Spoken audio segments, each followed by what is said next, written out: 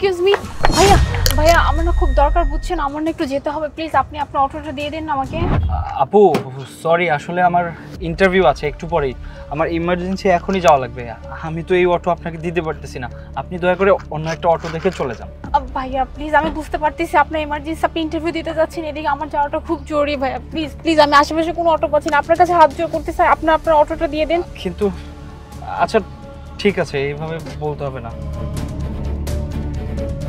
ঠিক আছে, আপনি তাহলে এই অটো দিয়ে চলে যান, আমি অন্য আরেকটা অটো দেখে যাওয়ার ব্যবস্থা করতেছি। থ্যাংক ইউ সো মাচ ভাই, মামা চলে। Welcome.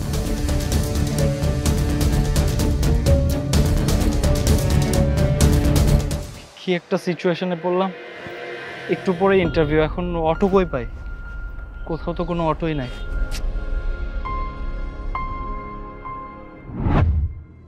May I come in, sir? Yes, coming. Sir বসতে পারি? আমার ইন্টারভিউ ছিল। ইন্টারভিউ? হ্যাঁ ইন্টারভিউ ছিল, তবে ইন্টারভিউ ছিল 9টায়। আপনি আসছেন কখন? ইন্টারভিউ তো শেষ হয়ে গেছে। জি স্যার, লেট হয়ে গেছে। I am extremely sorry for that, but আমি ইন্টেনশনালি ইচ্ছা করে স্যার লেট করে আসিনি। রাস্তায় একটা ইমার্জেন্সি প্রবলেম হয়ে গেছিলো, আই ক্যান এক্সপ্লেইন দ্যাট, সেই জন্য আসতে পারিনি।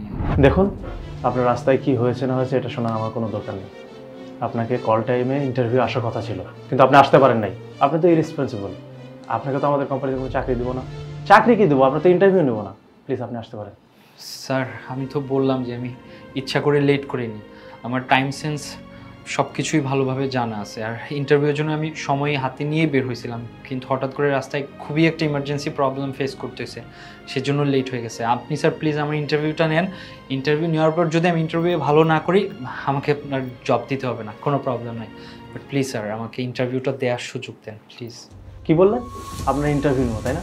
আপনার ইন্টারভিউ নেওয়ার প্রশ্ন ওঠে না, কারণ আপনি হচ্ছেন হলো ইরেসপন্সিবল। আপনার কোনো টাইম সেন্স নাই। যে কিনা ফার্স্ট দিন ইন্টারভিউ দিতে এসে 1 ঘন্টা লেট করে আসছে, তার ইন্টারভিউ আমরা নিয়ে আমাদের কোম্পানিতে জব দেবো তাই না? তারপর প্রত্যেকদিন আপনাকে খুঁজে খুঁজে আনবো কল টাইমে। প্লিজ আপনি বের হন, আপনার কোনো ইন্টারভিউ নিতে পারছি না আমরা। স্যার একটাবার ভাবেন স্যার প্লিজ, এই চাকরিটা আমার খুব দরকার ফ্যামিলির জন্য, আমাকে একটা সুযোগ দিন স্যার প্লিজ লিভ নাও। জি স্যার।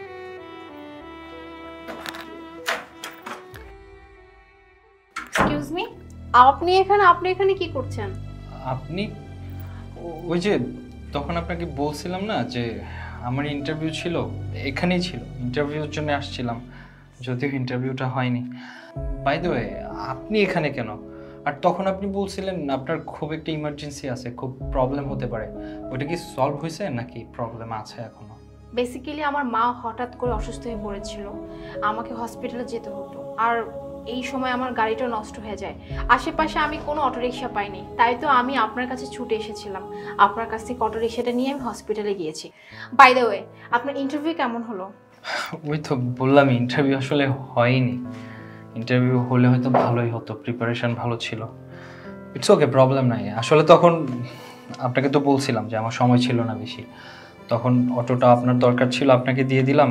এরপর আমি অনেকক্ষণ ঘন্টার পর ঘন্টা অপেক্ষা করছি, কিন্তু আশেপাশে তেমন কোনো অটো পাই নাই, যার কারণে এখানে আসতে লেট হলো। আর তারা বললো তাদের নিয়মে নাকি পড়ে না, লেট হলে ইন্টারভিউ নিতে পারবে না, এটা তাদের রুলস। কি আর করা, চলে যাচ্ছি। আচ্ছা আপনি এক কাজ করুন, আমার সঙ্গে ভিতরে চলুন। ভিতরে ছি আর কি হবে, ইন্টারভিউ তো আর নিবে না। আপনি আমার সাথে চলুন, আমি সব পরে বলছি, আসুন।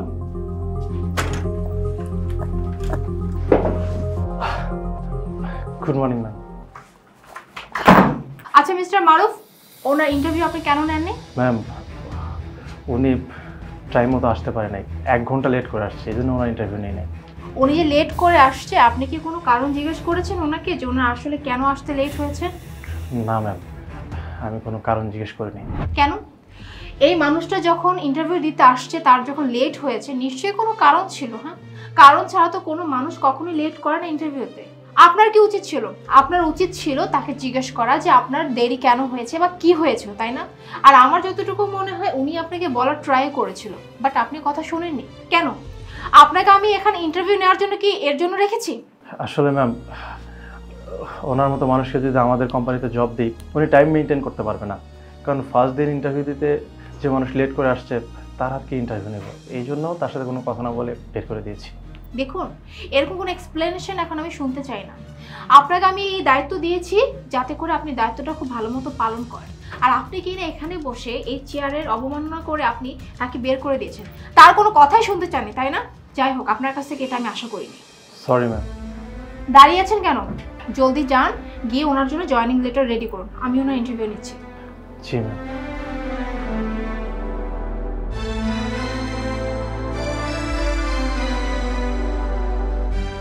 Ma'am, joining letter? আমি কিছুই বুঝতে পারতেছি না, আপনি কি বলতেছেন? হ্যাঁ, আপনাকে আমি ডিরেক্টলি হায়ার করলাম কারণ আপনার হেল্পফুল একজন পার্সন। ম্যাম, আমি আপনাকে কি বলে ধন্যবাদ দিব বুঝতে পারতেছি না।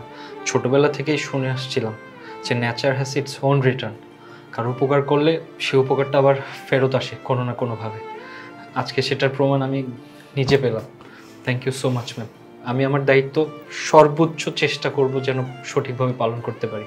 আপনি শুধু দোয়া করবেন। Thank you.